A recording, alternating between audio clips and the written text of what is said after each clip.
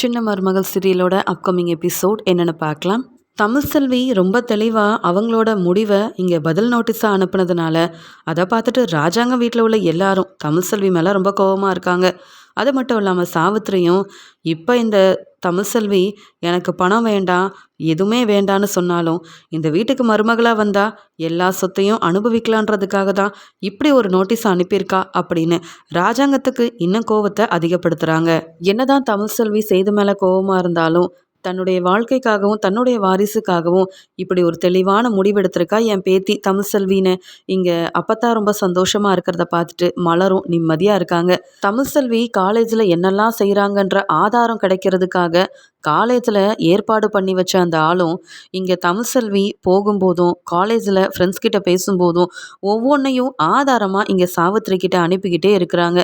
அந்த ஆதாரத்தை பார்த்துட்டு தாமரை சொல்கிறாங்க, என்னம்மா போகும்போது கூட அந்த தமிழ்செல்வி தான் கூட படித்த அந்த சக்தி கிட்ட தான் பேசிட்டு போகிறா, ஃபோட்டோவெல்லாம் எடுத்துக்கிறாங்க.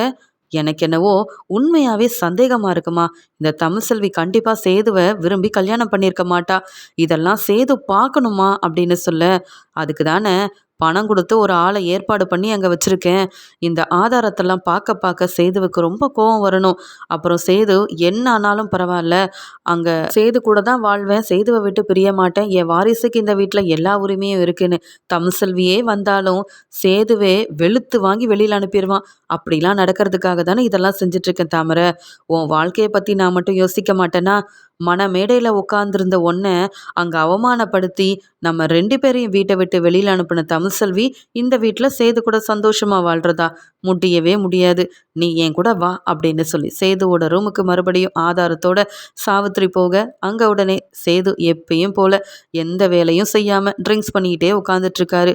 என்னதான் தமிழ்செல்வி தப்பு பண்ணியிருந்தாலும் பெரிய ஒரு பொறுப்பில் இருக்கிற ராஜாங்கத்தோட பையன் இப்படி இருக்கிறதெல்லாம் தப்புன்னு புரிஞ்சுக்காம தமிழ்செல்வி என்னவோ ஏமாத்திட்டாங்கன்னு அவங்கள சந்தேகப்படுறது, தப்பாக நினைக்கிறதுன்னு இப்படிப்பட்ட வேலையை மட்டுமே செஞ்சிட்ருக்கிற இங்கே சேதுக்கிட்ட போய் தாமரையும் இங்கே சாவித்திரியும் மெதுவாக பேசுகிறாங்க. என்ன சேது, இப்படி நீ அதிகமாக ட்ரிங்க்ஸ் பண்ணிக்கிட்டே இருந்தா நீ என்ன ஆவ? வெளியில் வந்து எங்கள் எல்லார்கிட்டையும் சிரித்து பேசு. நடந்ததையே நினச்சிட்டு இருந்தா எல்லாம் சரியாயிருமா? அந்த தமிழ்செல்வி என்ன செஞ்சுருக்கா தெரியுமான்னு சொல்லும்போது, அத்தை நீங்கள் பேசாமல் யாரை பற்றியும் பேசாதீங்க, இந்த ரூம்லேருந்து வெளியில் போங்க 2 பேரும்னு சொல்ல, உடனே தாமரை சொல்கிறாங்க, மாமா நீங்கள் தமிழ்செல்வியை எம்பிட்டு நல்லா பார்த்துக்கிட்டீங்க அவள் மாசமாக இருக்கான்னு. இப்போ கூட தமிழ்செல்வி செஞ்ச ஞாபகத்திலேயே தானே இருக்கிறீங்க. தமிழ்செல்வியோட ஞாபகம் உங்களை விட்டு போக மாட்டேங்குது. ஆனால் தமிழ்செல்வி உங்களை மறந்துட்டு நிம்மதியாக படிக்க போகிறேன்னு சொல்லி ஃப்ரெண்ட்ஸுன்னு சொல்லி எல்லார்கிட்டேயும் பேசிகிட்ருக்கா. சந்தோஷமாக இருக்கிற தமிழ்செல்வியை நீங்கள் மட்டும் ஏமாமா இவ்வளோ சோகமாக நினச்சி பார்த்துட்ருக்கிறீங்க?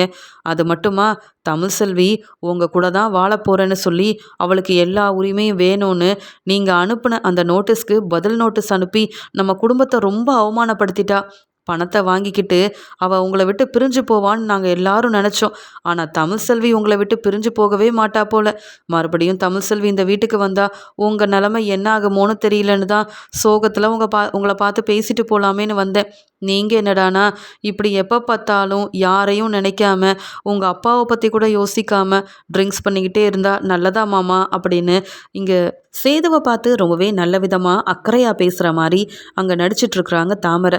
உடனே சாவித்திரி, இரு தாமரை நான் பேசுகிறேன், சேது என்கிட்ட ஒரு ஆதாரம் இருக்குது, அதை மட்டும் பாரேன். அந்த தமிழ்செல்வி எப்படிப்பட்டவன்னு தெளிவாக உனக்கு தெரியும்.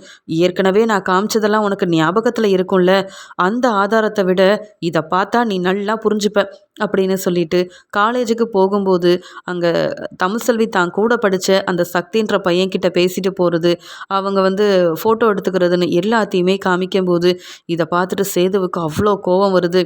இதெல்லாம் காமிக்கிறதுக்காக தான் நீங்கள் 2 பேரும் வந்தீங்களா? எனக்கு எந்த ஆதாரத்தையும் பார்க்க வேண்டிய அவசியம் இல்லை, யாரை பற்றியும் யோசிக்க வேண்டிய நிலைமையிலையும் நான் இல்லை. எனக்கு தெரியும் நீங்கள் 2 பேரும் வந்தாலே அந்த தமிழ்செல்வியை பற்றி தான் பேசுவீங்க. ஏன் என்ன நீங்கள் 2 பேரும் நிம்மதியாக இருக்க விட மாட்டேங்கிறீங்க? எப்போ பார்த்தாலும் நீங்கள் வந்தாலே எனக்கு ரொம்ப குழப்பமாகவே இருக்குது அப்படின்னு சேது ரொம்ப கோபமாக பேச, இங்கே சாவித்திரி நினைக்கிறாங்க, நீ எப்பயுமே குழப்பத்தில் இருக்கணும், சரியான முடிவை நீ எடுக்கக்கூடாதுன்றதுக்காக தானே இப்படியெல்லாம் நாங்கள் செஞ்சிட்ருக்கோம் அப்படின்னு சொல்லிட்டு, இல்லை சேது நீ குழப்பமாக இருக்கணும்னு நினைக்கல, நீ சரியான முடிவெடுக்கணும்னு நினைக்கிறோம். தாமரையை பாரு, என்னதான் பிரச்சனை வந்தாலும் சேது மாமா இவ்வளோ கஷ்டப்படுறதை என்னால் பார்த்துட்டு தாங்க முடியலன்னு உன்னையே நினச்சி அழுதுட்ருக்கா. ஆனால் நீ உனக்கு நல்லதே செய்யாம உன்னையும் இந்த குடும்பத்தையும் நம்ப வச்சு ஏமாத்தின தமிழ்செல்வியை பத்தி நினைச்சிட்டு இருக்க. எப்பதான் நீ திருந்துவ? உனக்காக நாங்க எல்லாரும் இருக்கோம். நீ எங்களை மாதிரி நல்லவங்கள புரிஞ்சுக்கணும் அப்படின்னு சொல்லும்போது, அதெல்லாம் நான் பாத்துக்கிறேன். முதல்ல இங்கிருந்து கிளம்புங்க அப்படின்னு சொன்ன உடனே, வா தாமரை, அதான் நம்ம ஆதாரத்தை காமிச்சிட்டோம்ல, இனி சேது பார்த்துப்பான். தமிழ்செல்வியெல்லாம் என்னைக்கும் இந்த வீட்டுக்குள்ள மருமகளா என் எல்லா உரிமையும் இருக்குன்னு வரவே முடியாது அப்படின்னு இங்க எந்த முடிவும் எடுக்க முடியாம இருக்கிற சேதுவோட நிலைமைய பார்த்துட்டு ஆதாரத்தையும் காமிச்சிட்டு அங்கேருந்து கிளம்பி போறாங்க. ரொம்பவே குழப்பத்துல இருக்கிற சேது யோசிக்கிறாரு. தமிழ்செல்வி இப்படி செய்றா, தமிழ்செல்வி இப்படியெல்லாம் அங்க காலேஜ்ல செய்றான்னு எதுக்காக தாமரையும் சாவித்திரியும் இந்த மாதிரி ஆதாரத்தெல்லாம் கொண்டு வந்து காமிக்கணும்? இவங்களுக்கு எப்படி இந்த ஆதாரம்லாம் கிடைக்குது? என்னையும் தமிழ்செல்வியும் பிரிக்கணுன்றது தான் இவங்களுடைய எண்ணமா? எனக்கு ஒண்ணுமே புரியல. ஆனா உண்மை என்னன்னு கண்டுபிடிக்கணும். அப்படி தமிழ்செல்வி ஏதாவது தப்பு செஞ்சா நாம தானே அதை தெரிஞ்சுக்கணும். இவங்க யார் அதை ஆதாரமா கொண்டு வந்து என்கிட்ட காமிக்கிறதுக்கு? நாளைக்கு நானே என்ன ஒரு நல்ல முடிவா எடுத்து உண்மையை கண்டுபிடிக்கிறேன் அப்படின்னு இங்க சேதுவும் முடிவெடுக்கிறாரு. இங்க ராஜாங்கம் என்ன செய்யன்னு தெரியாம இருக்க. அங்க வந்த வக்கீலும் இதுக்கு மேல நம்ம கோர்ட்ல தான் பார்த்துக்கணும். அங்க என்ன முடிவு சொல்றாங்களோ அதன்படி நம்ம செய்ய வேண்டிதான். தமிழ்செல்வி பணம் தான் முக்கியம்னு நினைச்சிட்டு அங்க பணத்தை வாங்கிட்டு அவங்க வந்து இந்த சேது கூட வாழ விரும்பலைன்னு சொல்லிட்டாங்கன்னா, அதுக்கப்புறம் நீங்க எதை பத்தியும் கவலைப்பட வேண்டாம். நீங்க எதையும் யோசிக்காதீங்க. சேதுவோட வாழ்க்கையில எல்லாமே நல்லதா தான் நடக்கும் அப்படின்னு சொல்லி பேசிட்டு இருக்கும்போதே சேது வெளியில கிளம்ப, இதை பார்த்துட்டு சன்னாசியும், என்னப்பா சேது, எங்கே கிளம்புறேன்னு கேட்க, வெளியில கொஞ்சம் முக்கியமான வேலை இருக்குப்பா, நான் பார்த்துட்டு வந்துடுறேன்னு சொல்ல, அதுக்கு உடனே ராஜாங்கமும், சேது நீ எல்லாம் தனியா போக வேண்டாம், அந்த ஆறுமுகம் எங்க, ஆறுமுகத்தை கூட கூட்டிட்டு போ அப்படின்னு சொல்றாங்க. ஏன்பான்னு கேட்க, நான் சொன்னது செய்து, இனி எங்கே போனாலும் இப்போ தனியாக போக வேண்டாம் அப்படின்னு சொல்ல, உடனே ஆறுமுகத்தையும் வர வைக்கிறாங்க. ஆறுமுகமும் சேதுவும் உண்மையை கண்டுபிடிக்க வெளியில் கிளம்பி போகிறாங்க. காலேஜுக்கு போன தமிழ்செல்வி இங்கே சாப்பிடும்போது தன்னுடைய ஃப்ரெண்டுங்க எல்லார்கிட்டேயும் பேசி சிரிச்சிட்டு இருக்காங்க. அது எல்லாத்தையுமே ஒரு ஆதாரமாக சாவித்திரி சொன்ன அந்த ஆளும் எல்லாத்தையும் ஆதாரமாக எடுத்துட்டு இருக்காங்க. அங்கே கேன்டீனில் வேலை பார்க்குற அந்த சக்தியும், என்ன தமிழ், நீ இன்னைக்கு என்ன சாப்பாடு எடுத்துகிட்டு வந்திருக்க, வேணும்னா உனக்கு பிடிச்சதா நான் ஏதாவது செஞ்சு தரட்டுமான்னு கேட்க, அதெல்லாம் ஒன்றும் வேண்டாம், இப்போ நான் வேற மாசமாக இருக்கேன், எதையும் வெளியில் சாப்பிடக்கூடாதுன்னு அம்மா சொல்லியிருக்காங்க, நான் பார்த்துக்கிறேன் சக்தி, நீ உன் வேலையை பாரு அப்படின்னு சொல்லிட்டு இங்கே அவங்க வேலையை பார்த்துட்ருக்காங்க தமிழ்செல்வி. ஆனால் ஓரமாக நிற்கிறவங்க தான் ஃபோனை கையில் வச்சுக்கிட்டு ஆதாரத்தெல்லாம் எடுத்துகிட்டு இருக்காங்க. அந்த பக்கமாக வந்த இங்கே சக்தியோட ஃப்ரெண்டு, ஆமாம் சக்தி, நானும் 2-3 நாளாக பார்க்குறேன், இங்கே வேலை செய்கிற ஒருத்தவங்க அந்த தமிழ்செல்வி எங்கே போனாலும் அவங்க ஃபோனை எடுத்து இப்படி ஏதோ ஆதாரத்தை எடுக்கிற மாதிரியே இருக்குது, என்னன்னு தெரியல, நீங்கள் பேசுகிறது, இந்த தமிழ்செல்வி சிரிக்கிறதுன்னு எல்லாத்தையுமே அவங்க வந்து பார்த்துக்கிட்டே இருக்கிறாங்க. இங்கே காலேஜில் வேலை பார்க்குறாங்களோ இல்லையோ, தமிழ்செல்வியை ரொம்பவே கவனிக்கிறாங்க. ஏதோ பிரச்சனை வருமோ என்னவோ தெரியல. ஏற்கனவே தமிழ்செல்வி ரொம்ப பாவம், அவங்க வீட்டுக்காரரை பிரிஞ்சு வாழ்ந்துட்டுருக்காங்க. இவங்க ஏதாவது பொய் சொல்லி ஏமாற்றி தமிழ்செல்வி வாழ்க்கையில் பிரச்சனை செஞ்சிடக்கூடாதே அப்படின்னு சக்திக்கிட்ட அவரோட ஃப்ரெண்டு சொல்லவும், நானும் கவனிச்சேன், ஆனால் பெருசாக எந்த பிரச்சனையும் வராதுன்னு விட்டுட்டேன். நீங்கள் சொல்கிறதும் சரிதான். ஒருவேளை தமிழ்செல்வியோட அந்த வீட்டுக்காரர் தான் தமிழ்செல்வி மேலே சந்தேகப்பட்டு இப்படி ஆளை அனுப்பி தமிழ்செல்வி என்ன செய்கிறாங்கன்னு பார்க்க வச்சுருப்பாங்களோ, அதனால தான் இவங்க 2 பேரும் பிரிஞ்சிருக்காங்களோ. ஏற்கனவே தமிழ்செல்வி மேலே அந்த சேதுக்கு கொஞ்சம் சந்தேகம். நான் வேற தமிழ்செல்வி கிட்ட போய் பேசுறது, அங்கே தமிழ்செல்வி எல்லார்கிட்டேயும் நல்லபடியாக பேசி சிரிக்கிறதுன்னு இதை பார்த்து அங்கே சேது தப்பாக நினச்சிடக்கூடாதே அப்படின்னு அங்கே சாவித்திரி அனுப்பின அந்த ஆள் மேலே இங்கே வந்து சக்திக்கு சந்தேகம் வருது. உண்மையை கண்டுபிடிக்க நினைக்கிறாரு. சேது கூட போன ஆறுமுகம், அண்ணே இப்போ எங்கண்ணே போகிறோம், அதான் நம்ம வீட்டில் காரெல்லாம் இருக்குல்ல, நாம் ஏன் நடந்து போயிட்டுருக்கோம், இப்போ எங்கே போகிறோம் அதை மட்டும் சொல்லுங்களேன்னு சொல்லும்போது, அந்த தமிழ்செல்வி படிக்கிற காலேஜுக்கு நம்ம போகிறோம், அது மட்டும் இல்லாமல் அந்த சாவித்திரியும் தாமரையும் என்னென்னவோ பெருசாக ஆதாரத்தெல்லாம் காமிச்சு தமிழ்செல்வி பெருசாக தப்பு செய்கிறா, நீ அவளை நம்பாத, நீ அவ கூட வாழக்கூடாதுன்னு சொல்லிக்கிட்டே இருக்காங்க.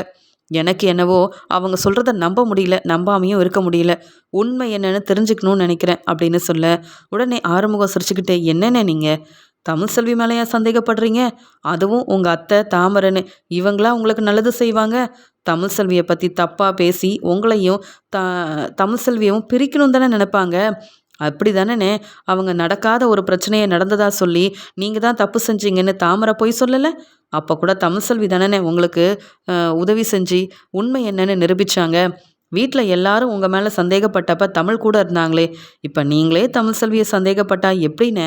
தமிழ் பாவம் எந்த தப்பும் செய்ய மாட்டாங்க. ஏதோ பொய் சொல்லிட்டாங்க. அதை தவிர வேற ஏதாவது தப்பு செஞ்சுருக்குறாங்களா? இல்லைல்ல. என்னென்ன நீங்களும் மற்றவங்க மாதிரி நடந்துக்கிறீங்களே அப்படின்னு ஆறுமுகம் சொல்ல, அதுக்குடனே சேது, நான் ஒன்றும் மற்றவங்க மாதிரி நடந்துக்கல. மற்றவங்க சொல்கிறத நம்பக்கூடாதுன்னு உண்மையை கண்டுபிடிக்க நினைக்கிறேன். உண்மையை மட்டும் கண்டுபிடிச்சேன்னு வச்சுக்கயேன், அதுக்கப்புறமா என்கிட்ட தமிழ் செல்வியை பற்றி தப்பாக பேச வர சாவித்திரி தாமரையை சும்மா விட மாட்டேன்ல.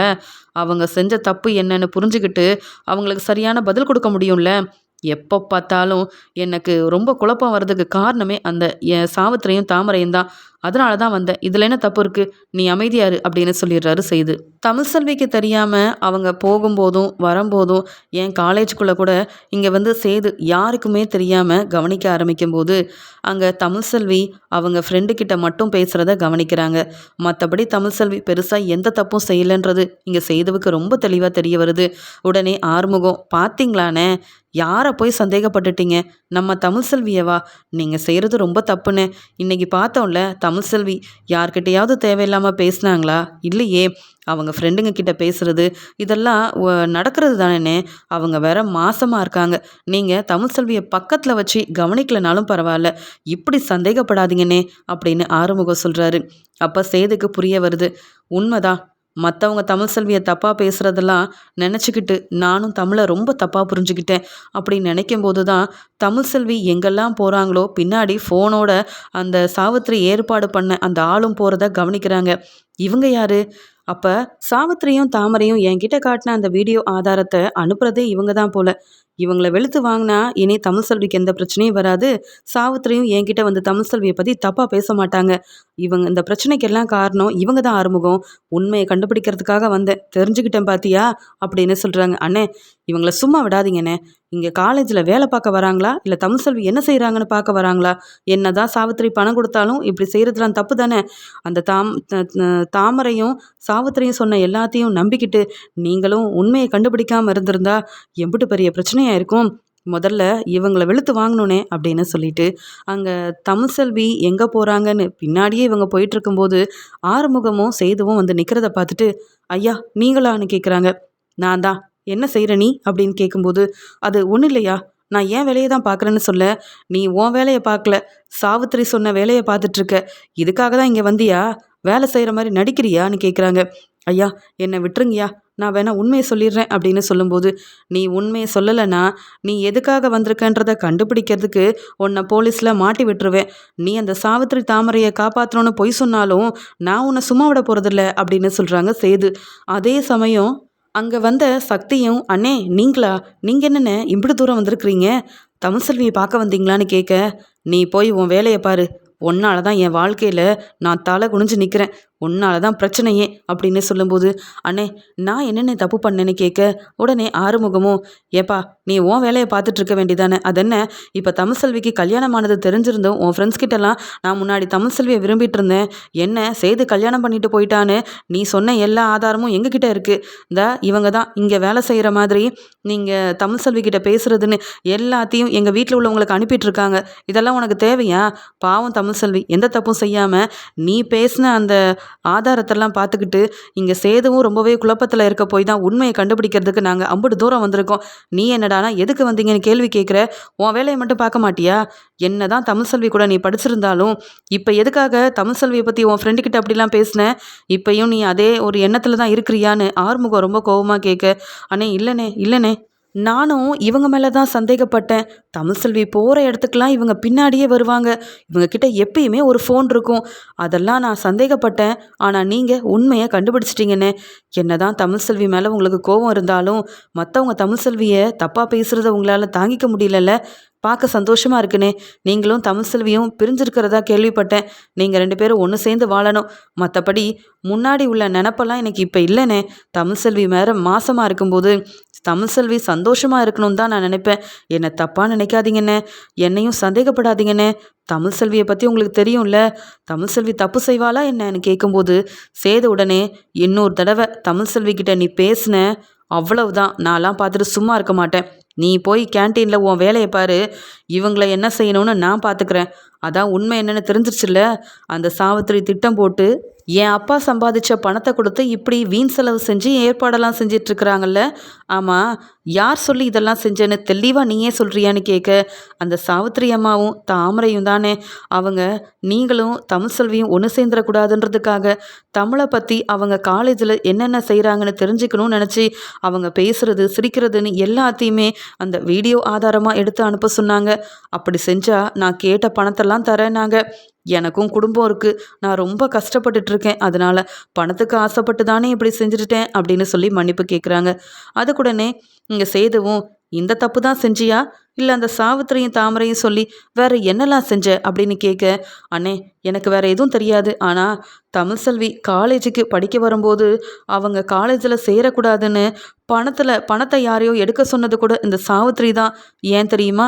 மொய் விருந்து மூலமாக கிடைச்ச 1,00,000 வச்சு இந்த தமிழ்செல்வி படிக்கிறதுக்கு காலேஜில் சேர்ந்துட்டா அப்புறம் நீங்கள் மனசு மாறிடுவீங்க, டாக்டர் மருமக தான் முக்கியம்னு உங்கள் அப்பாவும் மனசு மாறி தமிழ்செல்வியை மருமகளாக ஏற்றுக்கிட்டா பிரச்சனை அவங்களுக்கு வரும்னு நினச்சிட்டாங்க. இந்த தாமரையை உங்களுக்கு கல்யாணம் பண்ணி வைக்கணும்னு சாவித்திரி நினைக்கிறாங்க. அதனால திட்டம் போட்டு தானே அவங்களோட தெரிஞ்ச சொந்தக்காரங்களையே அந்த பணத்தெல்லாம் எடுக்க வச்சாங்க. ஆனால் என்ன, நீங்கள் அந்த பணத்தை மறுபடியும் அந்த ஆளை வெளுத்து வாங்கி தமிழ்செல்விக்கிட்டேயே கொடுத்து உதவி செஞ்சிட்டீங்க. நீங்கள் தானே எப்பயுமே தமிழ்செல்விக்கு உதவி செஞ்சிட்ருக்கிறீங்க. இப்போ உண்மையும் கண்டுபிடிச்சி என்னை போலீஸில் மாட்டி விடுவேன்னு சொல்கிறீங்களே. நான் தான் உண்மை எல்லாத்தையும் சொல்லிட்டேனே. இதுக்கு காரணம் நான் இல்லைண்ணே. பிரச்சனைக்கெல்லாம் காரணம் உங்கள் வீட்டில் இருக்க சாவித்திரியும் தாமரையும் தான். நீங்கள் போலீஸில் மாட்டி விடணும்னா அவங்க 2 பேரை தான் அப்படின்னு சொல்லிடுறாங்க. சாவித்திரி அனுப்பின ஆள் பயந்துக்கிட்டு போலீஸில் மாட்டிக்க கூடாது, நம்ம குடும்பத்தில் உள்ள எல்லாரும் அவமானப்பட்டுருவாங்கன்னு சொல்லி சாவித்திரி செஞ்ச எல்லாத்தையுமே சேது முன்னாடி சொல்லி மன்னிப்பு கேட்டு அழுகிறாங்க. உடனே இங்கே சேது சொல்கிறாரு, இந்த பிரச்சனையை நான் கண்டுபிடிச்சிட்டேன். ஆனால் இன்னொரு தடவை தமிழ்செல்வியை பார்க்குறது, அவள் என்ன செய்கிறான்னு நீ இந்த ஆதாரத்தெல்லாம் எடுக்கணும்னு முயற்சி செஞ்ச, அவ்வளவுதான்.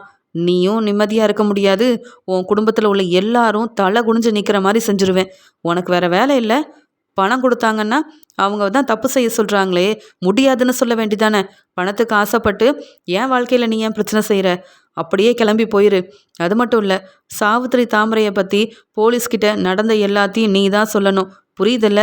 நீ போலீஸ்கிட்ட சொல்லலை, உன்னை சும்மா விட மாட்டேன்னு சொல்லி அவங்கள அப்படியே போலீஸ்கிட்ட கூட்டிகிட்டு போகிறாங்க சேது. சாவித்திரி அனுப்பின அந்த அம்மாவும் வேற வழி இல்லாமல் போலீஸ் முன்னாடி அழுதுகிட்டே, சேதையா சொல்கிறது எல்லாம் உண்மைதான், நான் தான் இங்கே பணத்துக்கு ஆசைப்பட்டு தமிழ்செல்வி செய்யாததெல்லாம் செஞ்சாங்கன்னு அங்கே ஆதாரமாக எடுத்து அனுப்பி சேது வாழ்க்கையில் ரொம்ப பெரிய பிரச்சனை செய்யணும்னு நினச்சேன். அது மட்டும் இல்லாமல் தமிழ்செல்வி நல்லபடியாக படித்து முன்னேறக்கூடாது, அவங்க காலேஜில் சேரக்கூடாதுன்னு இந்த தாமரையும் சாவித்திரியும் திட்டம் போட்டு ஆளுங்களெல்லாம் அனுப்புனாங்க. ஆனால் அந்த ஆளுங்க கிட்ட இருந்து எப்படியோ சேது பணத்தை வாங்கிட்டாரு. இப்படி தமிழ்செல்விக்கு நிறைய பிரச்சனை செஞ்சு சேது தமிழ்செல்வியை எப்படியாவது பிரிக்கணும், ஒன்று சேரக்கூடாதுன்ற மாதிரி நினைக்கிறாங்க. இது எல்லாத்துக்கும் காரணம் அந்த சாவித்திரி தான். அவங்கள வேணால் கூப்பிட்டு நீங்கள் விசாரிச்சு பாருங்க. இந்த பிரச்சனைக்கும் எனக்கும் எந்த சம்மந்தமும் இல்லை, பணத்துக்காக தேவையில்லாமல் இப்படி செஞ்சு மாட்டிக்கிட்டேன், என்னை மன்னிச்சிருங்கய்யா, என்னெல்லாம் அவமானப்படுத்திடாதீங்க, என் குடும்பத்தில் இருக்கிறவங்க அதெல்லாம் தாங்கிக்க மாட்டாங்கன்னு உண்மை எல்லாத்தையும் சொல்லி அழுகிறாங்க. இதை கேட்ட ஆறுமுகமும், ஆமாங்கய்யா, அந்த தாமரையும் சாவித்திரியும் இன்னும் திருந்தவே இல்லை, அவங்களுடைய வேலை நடக்கணும்னா எம்பிட்டு பணம் வேணாலும் தருவாங்க, என்னவோ அவங்க சம்பாதிச்ச பணத்தை கொடுக்குற மாதிரி அவங்க வேலையை செய்ய என்ன வேணாலும் செய்வாங்க அந்த 2 பேரும். நான் கூட பணத்துக்கு ஆசைப்பட்டு அவங்களுக்கு நிறைய உதவி செஞ்சுருக்கேன். ஆனால் சேது வீட்டில் உள்ள எல்லாரும் அம்புட்டு நல்லவங்க, எனக்கு நான் செஞ்ச தப்பை மன்னிச்சு எனக்கு ஒரு வேலை கொடுத்து நல்ல வாழ்க்கையவும் கொடுத்துருக்காங்க. ஆனால் இந்த சாவித்திரி மறுபடியும் இப்படி செய்வாங்கன்னு எதிர்பார்க்கவே இல்லை. சேதையா, அவங்க 2 பேரையும் நீங்கள் சும்மாவே விடக்கூடாது அப்படின்னு ஆறுமுகம் கோபமாக பேச, உடனே போலீஸ்கிட்ட சேது சொல்கிறாரு, நான் சொல்கிறேனேன்னு தப்பாக நினைக்காதீங்க, அவங்க என் அத்தை தான், ஆனால் சாவித்திரி செய்கிறது எல்லாமே தப்பு. இப்போ நானா அவங்க கிட்ட போய் இதெல்லாம் கேட்டு பிரச்சனை செய்கிறத விட நான் சொன்னதை நம்பி நீங்கள் வீட்டுக்கு விசாரிங்க. உண்மை அவங்க பக்கம் இல்லைன்னு தெரிஞ்சால் உடனே கூப்பிட்டு விசாரிச்சுக்கிட்டு அவங்கள சும்மா விடாதீங்க, வெளுத்து வாங்கணும். செஞ்ச தப்பெல்லாம் என்னன்னு இவங்க மூலமாக தெரிய வந்துருச்சுல, இனி அந்த சாவித்திரி தாமரை என் வீட்டில் இருக்கக்கூடாது, அவங்களால தமிழ்செல்விக்கு எந்த பிரச்சனையும் வரக்கூடாது. தமிழ்செல்வி என் மனைவி, ஆனால் என் மனசை மாற்றிக்கிட்டு தமிழ்செல்வி கூட ஒன்று சேர்ந்து வாழணும் அப்படின்றது என்னுடைய எண்ணமும் இல்லை. ஆனால் அதுக்காக இவங்க எல்லாரும் தமிழ்செல்வி படிக்கக்கூடாதுன்னு தமிழ்செல்வி வாழ்க்கையில் பிரச்சனை செஞ்சு தப்பாக பேசினேன், அதை பார்த்துட்டு நான் சும்மாவும் இருக்க மாட்டேன். தப்பு செஞ்ச சாவித்திரி தாமரையை சும்மா விடக்கூடாது, அது மட்டும் இல்லாமல் இவங்கள நீங்கள் வெளுத்து வாங்கினா தான் தமிழ்செல்வி நிம்மதியாக படித்து முடிக்க முடியும். இப்படி ஒவ்வொரு பிரச்சனையாக செஞ்சால் அப்புறம் தமிழ்செல்வி படிப்பை வந்து படித்து முடிக்கவும் முடியாது. இவங்கள சும்மா விடக்கூடாது. நான் என் அத்தை சாவித்திரி மேலேயும் தாமரை மேலேயும் கம்ப்ளைண்ட் கொடுக்குறேன் அப்படின்னு சொல்லி சேதுவும் ஒரு முடிவெடுக்க, உடனே போலீஸும் நீங்கள் இவ்வளோ பெரிய உண்மையை கண்டுபிடிச்சிருக்கீங்க, கண்டிப்பாக உங்கள் வீட்டில் உள்ளவங்க தப்பு செஞ்சுருக்காங்கன்னு தெரிஞ்சுக்கிட்டு இப்படி நீங்களே வந்து கம்ப்ளைண்ட் கொடுத்ததுனால நாங்கள் வந்து விசாரிக்கிறோம். அவங்க கண்டிப்பாக உங்களுக்கு பதில் சொல்லியே ஆகணும் சேது அப்படின்னு சொல்லும்போது, அங்கே சாவித்திரிக்கு உதவி செஞ்ச அந்த அம்மாவும் எங்களை மன்னிச்சிருங்க, என்னை விட்டுருங்கய்யா அப்படின்னு சொல்ல, இதுக்கு மேலே சாவித்திரிக்கு நீ உதவி செஞ்ச அப்புறம் உனக்கும் இந்த நிலைமை தான் ஆகும் அப்படின்னு நல்லா திட்டி அங்கேருந்து அந்த அம்மாவை அனுப்பிடுறாங்க. சேது கம்ப்ளைண்ட் கொடுத்ததால சேது ரொம்ப கோவமாகவே இங்கே உண்மை எல்லாத்தையும் கண்டுபிடிச்சதால அங்கே போலீஸும் ராஜாங்க வீட்டில் வந்து நிற்கிறாங்க. தமிழ்செல்வி தாமரையை கூப்பிட்டு விசாரிக்க ஆரம்பிக்கிறாங்க. உடனே இங்கே தமிழ்செல்வியும் தாமரையும் பேரதிர்ச்சியோடு நிற்க ராஜாங்க முன்னாடி போலீஸ் தனக்கு தெரிஞ்ச உண்மையை சொல்கிறாங்க. இவங்க 2 பேரும் தமிழ்செல்வி படிக்கவே கூடாதுன்றதுக்காகவும் தமிழ்செல்வி அங்கே காலேஜில் படிக்க போகலை, அவங்க என்னெல்லாம் செய்கிறாங்கன்றத இங்கே சேதுவுக்கு தெரிய வைக்கிறதுக்காக ஆதாரம் கிடைக்கணும்னு அங்கே ஒரு ஆளை ஏற்பாடு பண்ணி அவங்களுக்கு பணமும் கொடுத்துட்ருக்குறாங்க. அதன் மூலமாக சேது ரொம்ப கஷ்டப்பட்டுட்டு இருந்து உண்மையும் கண்டுபிடிச்சிருக்காரு. அந்த மொய் விருந்து மூலமாக தமிழ்செல்விக்கு கிடைச்ச 1,00,000 பணத்தை வச்சு படிக்கக்கூடாது, காலேஜில் சேரக்கூடாதுன்னு ஆளுங்களை அனுப்பி பிரச்சனை செஞ்சதும் இந்த சாவித்திரி தான் எங்களுக்கு தெரிய வந்திருக்கு அப்படின்னு சொல்ல, உடனே தாமரை இல்லை மாமா, நாங்கள் எதுவும் செய்யலைன்னு சொல்லும்போதே அதுக்கான ஆதாரமும் எங்ககிட்ட இருக்குது, காமிக்கட்டுமான்னு சொல்ல அமைதியாயிடுறாங்க தாமரை. உடனே சாவித்திரி ரொம்ப கோவமா, நாங்களே இப்போ தான் எங்கள் அண்ணன் வீட்டுக்கு இவங்க எல்லாரும் எங்களை மன்னிச்சு கூட்டிகிட்டு வந்திருக்காங்க, என்னவோ நாங்கள் பெரிய தப்பு பண்ண மாதிரி நீங்கள் வந்து பேசுகிறீங்களே, ஆதாரம் இருக்குன்னு சொல்கிறீங்க, காமிங்க. அது மட்டும் இல்லை, நாங்கள் தப்பு செஞ்சதா யார் சார் கம்ப்ளைண்ட் கொடுத்ததுன்னு கேட்க சேது சொல்கிறாரு, அத்தை நான் தான். அப்பப்போ நீங்கள் கொண்டு வந்த அந்த ஆதாரத்தை காமிச்சிங்கல்ல, அதான் தமிழ்செல்வியை நான் ஏற்றுக்க கூடாதுன்னு எப்பயுமே நான் குழப்பத்திலேயே இருக்கணும்னு நினச்சிங்களே, அப்போ தான் உங்கள் மேலே எனக்கு சந்தேகம் வந்தது. அதிலிருந்தே உண்மையை கண்டுபிடிக்கணும்னு நினச்சி தமிழ்செல்வி காலேஜுக்கு போகிறது, அவள் என்ன செய்கிறான்னு நானே கவனித்தேன். தமிழ்செல்வி மேலே எந்த தப்பும் இல்லை. தப்பு இருக்கிற மாதிரி பொய் சொல்லி என் மனசை மாற்றணும்னு நினச்சது நீங்களும் தாமரையும் தான். உண்மை என்னன்னு தெரியும். நீங்கள் அனுப்பின அந்த ஆளையும் நாங்கள் வெளுத்து வாங்கினதுனால நீங்கள் செய்ய சொன்ன எல்லாத்தையும் போலீஸ் முன்னாடி சொல்லிட்டு உங்களையும் மாட்டி விட்டுட்டாங்க. அது மட்டும் இல்லை, ஏதோ உங்கள் சொந்தக்காரரை அந்த பணத்தை எடுத்துகிட்டு வர சொல்லி அனுப்புனப்ப நீங்கள் அந்த ஆள் என்கிட்ட வசமாக மாட்டிக்கிட்டானே, இப்படி ஒவ்வொன்றும் நீங்கள் திட்டம் போட்டு செஞ்ச எல்லா வேலையும் எனக்கு மட்டும் இல்லை போலீஸ்க்கும் ரொம்ப தெளிவாக தெரியும். ஆதாரத்தை எதுக்கு காமிக்கணும்? நீங்கள் முதல்ல உண்மையை சொல்கிறீங்களா, இல்லை நீங்கள் என்றைக்கும் வெளியில் வராத மாதிரி உங்களுக்கு பெரிய பதில் கிடைக்க போகுது பரவாயில்லையான்னு கேட்க, அண்ணே சேது என்னென்ன இப்படி செஞ்சிட்ருக்கான், அத்தைன்னு கூட பார்க்காம என் மேலே கம்ப்ளைண்ட் கொடுத்துருக்கான், நீயும் பார்த்துட்டு சும்மா இருக்கியேண்ணே, நான் என்ன நம்ம வீட்டில் உள்ளவங்களுக்கெல்லாம் இப்படி செஞ்சேன், தமிழ்செல்வி யார் எப்படிப்பட்டவன்னு தெரியணுன்றதுக்காக. ஆமாம் உண்மைதான், நான் தான் அந்த ஒரு ஆளை அங்கே வச்சு தமிழ்செல்வி என்ன செய்கிறான்னு பார்க்க சொன்னேன், அதன் மூலமாக தானே செய்து அங்கே தமிழ்செல்வி என்ன செய்கிறான்னு உனக்கே தெரிய வந்ததுன்னு சொல்ல, தமிழ்செல்வி நல்லா படிக்கிறா, அவள் ஃப்ரெண்டுங்க கிட்ட பேசுகிறா, இதில் என்ன தப்பு இருக்குது? நான் தமிழை தப்பாகவே நினைக்கல. அது மட்டும் இல்லை, தமிழ்செல்வி தான் கூட படித்த அந்த பையன் கூட பேசுகிறதெல்லாம் தப்புன்னு என் மனசை மாற்றணும்னு நினச்சிங்கல்ல, அந்த பையன் சக்தி கிட்ட கூட பேசினேன், அவன் ரொம்ப நல்லவனாக தான் இருக்கான், அவனால் தமிழ்செல்வி வாழ்க்கையில் எந்த பிரச்சனையும் வராதுன்னு எனக்கு நல்லா தெரியும். தமிழ்செல்வி என்ன தான் இருந்தாலும் மாசமாக இருக்கா, அவளை பற்றி இப்படி தப்பாக பேசி இப்படிலாம் செய்ய அசிங்கமாக இல்லை? இதில் நீங்கள் என் அத்தைன்னு வேற நான் வந்து உங்களை கம்ப்ளைண்ட் கொடுக்கக்கூடாது அவங்க மேலே, இல்லை போனால் போதுன்னு அப்படியே விடணும்னு நினைக்கிறீங்களா? தமிழ்செல்வி படிக்கக்கூடாதுன்னு அவள் அங்கே பணத்தை எடுத்துகிட்டு போகும்போதே ஆளை அனுப்புனீங்கல்ல, அப்போவே உண்மை தெரிஞ்சிருந்தா நான் உடனே கம்ப்ளைண்ட் கொடுத்து உங்களுக்கு சரியான பதில் கொடுத்துருப்பேன். என்ன செய்ய, இப்போ தானே உண்மை தெரிஞ்சிருக்கு, அதான் போலீஸை வர வச்சேன். இதில் எந்த தப்பும் நான் செய்யலை, தப்பு செஞ்சது நீங்கள், அதுக்கான சரியான உண்மையவும் நீங்களே ஒத்துக்கிட்டீங்க, அப்புறம் எதுக்கு எங்கள் அப்பா கிட்ட நியாயம் கேட்குறீங்க? நீங்கள் அப்படி என்ன நல்லது செஞ்சிட்டீங்க அப்படின்னு சேது ரொம்ப கேள்வி கேட்கும்போது அங்கே வந்த போலீஸும் அங்கே தாமரையவும் இங்கே வந்து சாவித்திரியவும் வெளுத்து வாங்குறாங்க. உடனே இதை பார்த்துட்டு ஈஸ்வரி நினைக்கிறாங்க, சாவித்திரி ரொம்ப அமைதியாக இருக்கான்னு நினச்சேன், மறுபடியும் தமிழ்செல்வி இந்த வீட்டுக்குள்ளே வந்துடக்கூடாது, சேது ஏற்றுக்கக்கூடாதுன்றதுக்காக இவ்வளோ பெரிய வேலையெல்லாம் செஞ்சிட்ருக்காளா, அதான் மாட்டிக்கிட்டா போல. நான் கூட தான் தமிழ்செல்வி இந்த வீட்டுக்குள்ளே வரக்கூடாதுன்னு நினைக்கிறேன். அதுக்காக இப்படி இல்லாமல் பணத்தை வீண் செலவு செய்கிறது, தமிழ்செல்வி படிக்க போகக்கூடாதுன்னு ஆளுங்களை ஏற்பாடு பண்ணி அவங்களுக்குன்னு பணத்தெல்லாம் கொடுக்கறது, இந்த சாவித்திரியை சும்மா விடக்கூடாதுன்னு சேது செஞ்சது எல்லாமே சரிதான். சாவித்திரி தாமரையும் வசமாக மாட்டிக்கிட்டதால எனக்கு ஒரு வகையில் ரொம்ப சந்தோஷம்தான் அப்படின்னு சாவித்திரியால் அங்கே நடக்கிற பிரச்சனையை பார்த்துக்கிட்டே இருக்கிறாங்க ஈஸ்வரி. சேது மூலமாக உண்மை தெரிஞ்ச ராஜாங்கம் சாவித்திரி மேலே ரொம்ப கோவத்தில் வெளுத்து வாங்குறாரு. பாத்தியா, தமிழ் எந்த தப்பும் செய்யலைன்னு சேதுவே உண்மையை கண்டுபிடிச்சிட்டான். நீ இனி என்ன சொன்னாலும் நான் நம்ப போகிறதில்ல. செஞ்ச தப்புக்கு சரியான பதில் கிடைக்க தான் போகுது. இனி நீ போலீஸ்கிட்ட மாட்டிக்கிட்டதால இனி என்கிட்ட எதுவுமே பேசாத சாவித்ரி. நீங்கள் இவங்க 2 பேரையும் கூட்டிகிட்டு போங்க அப்படின்னு போலீஸ்கிட்ட ராஜாங்கம் ரொம்ப கோவமாக சொல்லிடுறாங்க. சாவித்திரியும் தாமரையும் வசமாக மாட்டிக்கிட்டதால எல்லார்கிட்டேயும் மன்னிப்பு கேட்டு சேது முன்னாடி அழுதுகிட்டே தலை குனிஞ்சு அவமானப்பட்டு நிற்கிறாங்க.